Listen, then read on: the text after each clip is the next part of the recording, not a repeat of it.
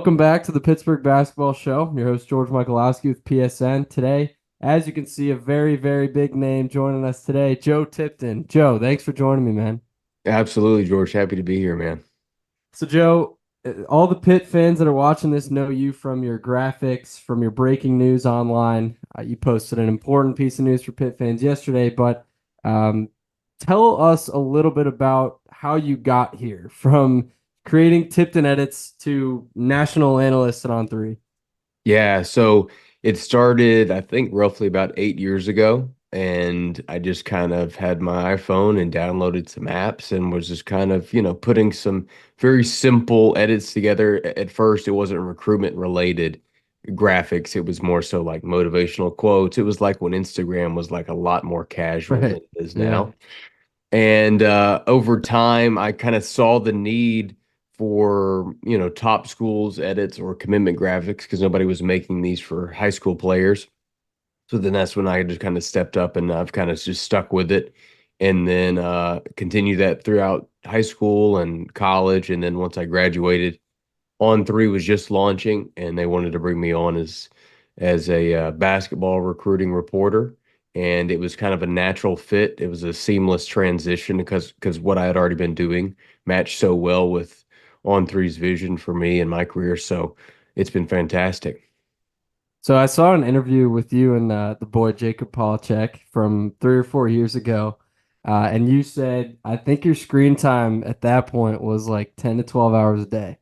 Yeah. I hope you're narrowing it down now. You still obviously grind as hard as anyone in the industry that I've seen. But what do you like to do outside of work? Like, can we get to know Joe Tipton off of edits, off the court here?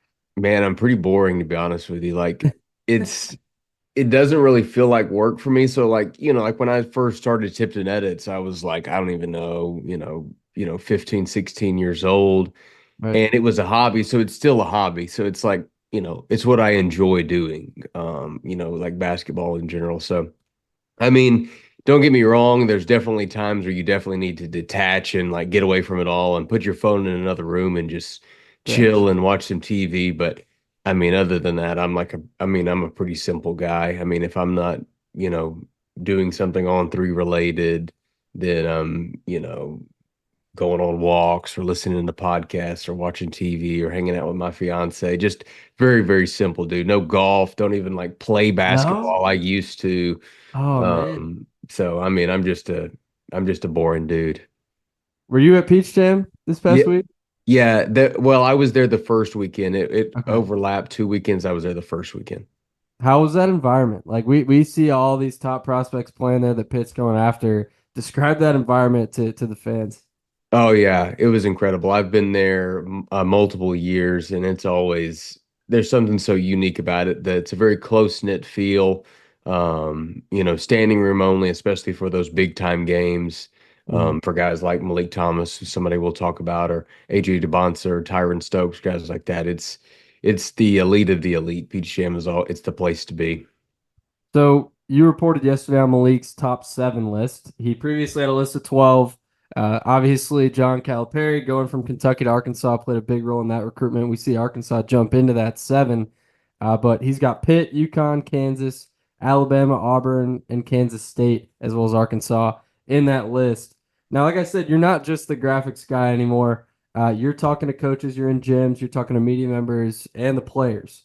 Do you have any gauge on Malik's recruitment as far as you think there's action or traction, likely landing spots for him at this moment? Yeah, I know UConn is a school that picked up a lot of momentum after that visit, and rightfully so, just because, back-to-back champs, it kind of speaks for itself. Right. Now, so the one thing that I think will help Pitt in this recruitment is just the longevity that they've had, and their loyalty to him, and also, at least from talking to him and other people around Malik, that he's not going to make a decision like in the next few weeks or anything like that. So. Okay. Um, it sounds like hopefully he might make a decision by the early signing period, but he might wait until a couple months after. He's kind of got a lot of leverage being Right. one of the top guards in this class, especially kind of in a day and age where high school kids aren't being prioritized, but he is.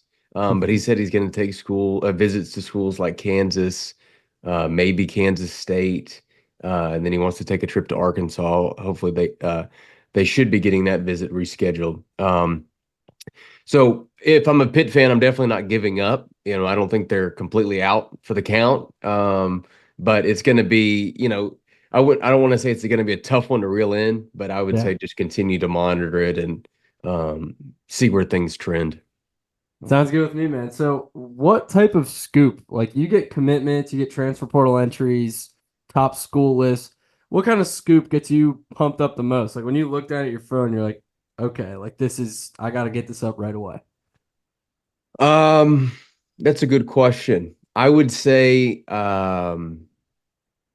the biggest scoop or the one that's the most exciting is one that no one knows is coming. So, for example, if a Mhm. player says, "Hey, I'm committing, to this school," and it's a big time prospect, and there's no crystal balls in, or Right. there's no predictions in, right?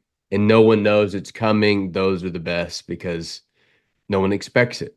And then, of course, all the transfer portal stuff that's super fun, Yeah. as you well know as well. Like just being able to keep on top of that, just because of how quickly it moves and all the changes.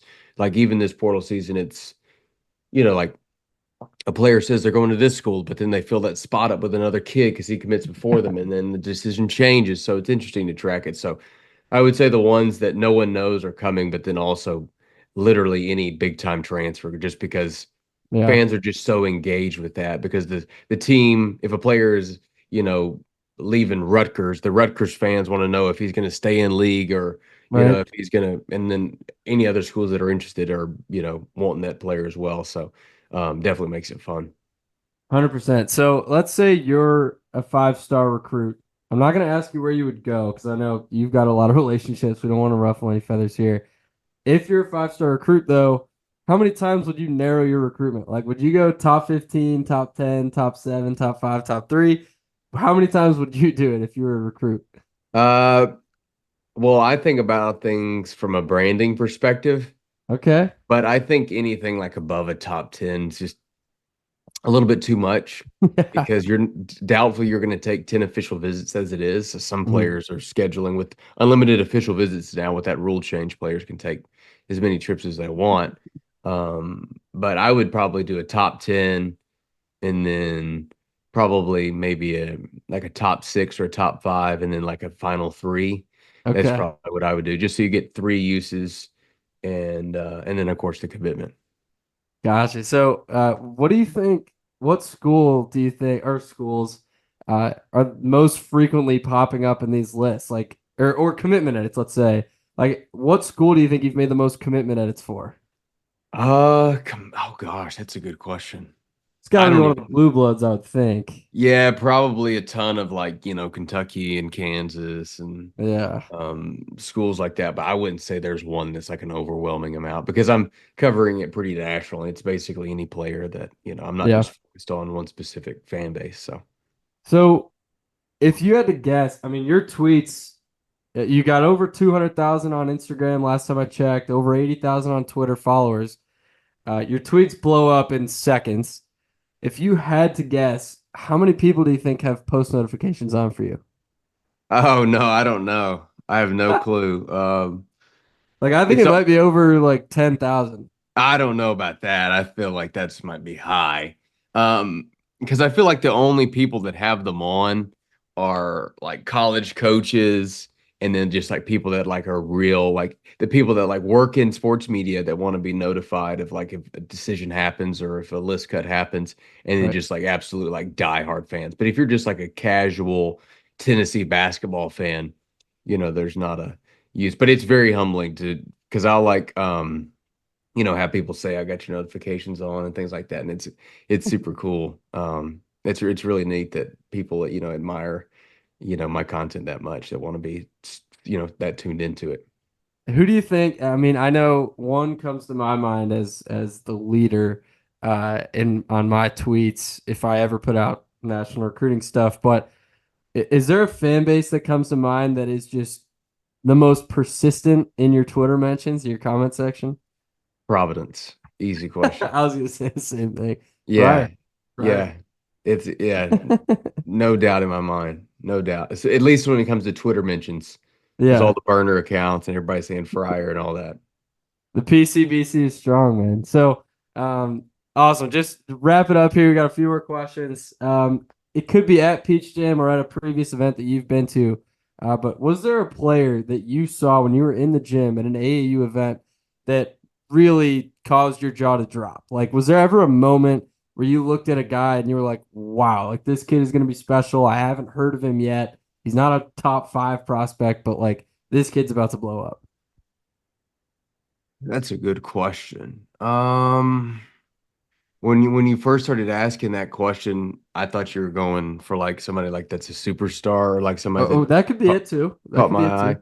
I'm trying to think of somebody underrated. I'm not thinking of anybody, but for me, when I like it was before I had joined On3, obviously, but I would still go to the EYBL events and things like that. Mhm. And watching Michael Porter Jr. was really special. He was Okay. just so advanced in his highlights. I remember that MoCan Elite team with Trey Young. That was a special team. So he was the one that like really that might have been one of the first players that I saw in person. Because I come from like a small town in Alabama, like there aren't people doing that. Like we got centers that are 6'3" that can't even Hey, dunk. it's the same around here in Pittsburgh sometimes. I mean, there's not that many big kids, so Yeah, so yeah, you can relate. So yeah, Michael Porter Jr. was definitely one that popped for me early on. you make an edit for him? Yeah. I did his a couple of top schools and then his commitments as well. Yeah. That's nuts. That's nuts, man. So, all right, to wrap up, you know a lot of guys in the media, you know a lot of coaches. I want to ask you as another media guy, who is one media member or coach that you think would be a good hooper? Ooh, media member or coach that would be a good hooper. Um, I'm trying to think. Okay, let me think of a young coach.